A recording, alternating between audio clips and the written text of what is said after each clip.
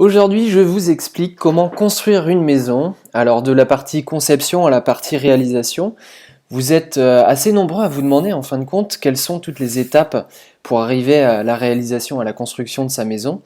Donc, c'est ce que je vais vous montrer aujourd'hui.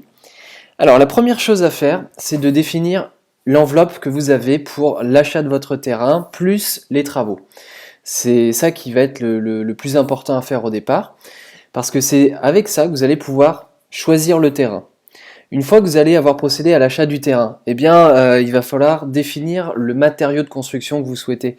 Donc ça peut être de la brique, ça peut être du bois, ça peut être du parpaing, ça peut être des matériaux isolants. Il y a pas mal de choses différentes et ça dépend aussi donc évidemment de votre budget et de votre sensibilité écologique. Une fois que vous avez fait ça, eh bien, vous pouvez démarrer les plans. Donc c'est la première étape des plans qu'on appelle les plans d'avant-projet, qui vont mener au dépôt du permis de construire. Parce que pour faire le permis de construire, il faut aussi faire des plans pour ça. Si vous êtes au-dessus de 170 mètres carrés par exemple, eh bien vous avez l'obligation de faire appel à un architecte pour déposer votre permis de construire. Sinon, eh bien, vous pouvez le faire vous-même. Il suffit de se former un petit peu parce que ça demande quand même quelques compétences et puis peut-être un logiciel de dessin aussi. Donc tout ça, vous pouvez comme le faire vous-même et économiser dans les quelque chose comme 2-3 000 euros, ça dépend de la surface que vous avez à faire. Et puis une fois que vous avez déposé votre permis de construire, vous avez quand même 2 mois d'attente au minimum pour l'obtenir. Vous allez pouvoir faire la seconde étape des plans qui vont vous servir pour avoir vos devis. Donc à ce moment-là, vous allez en fait faire des réunions avec les entreprises, avec même plusieurs entreprises de chaque corps d'État, c'est-à-dire en plomberie, la plomberie ça c'est un corps d'État, la maçonnerie c'est un corps d'État. Donc vous faites vos devis, et une fois que vous avez fait vos devis, eh bien là vous pourrez les comparer et choisir les entreprises qui vont participer à la construction. Et vous démarrerez aussi le choix des entreprises par passer les commandes, parce que vous avez par exemple pour les ouvertures quelque chose entre 6 et 8 semaines de délai d'attente. Donc une fois que vous avez choisi vos entreprises, bien entendu il va falloir signer vos devis, vous allez donner un acompte qui correspond en moyenne à 30% de la totalité du devis. Et là, vous allez passer au planning de vos travaux. Vous allez voir avec chaque entreprise à quel moment elles sont disponibles et quand est-ce qu'il faut qu'elles interviennent. Donc ça, c'est la partie conception. Concernant la partie réalisation, une fois que vous avez fait votre planning, eh bien, vous allez pouvoir démarrer. Alors, vous allez pouvoir démarrer par l'implantation de la maison. Ça veut dire quoi? Ça veut dire qu'on va définir où elle est située dans le terrain et on va décaper la terre pour pouvoir faire les fondations.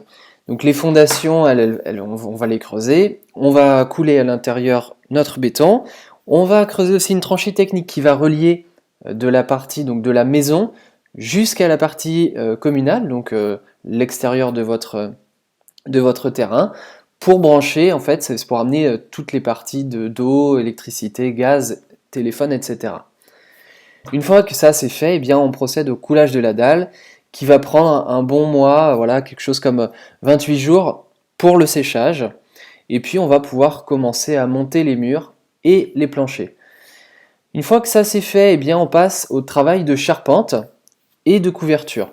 Donc la couverture, peu importe ce que vous avez, hein, ça peut être de l'étanchéité, donc si vous avez un toit terrasse par exemple, un toit plat, ça peut être de l'ardoise, ça peut être de la tuile, bref, ça peut être pas mal de choses.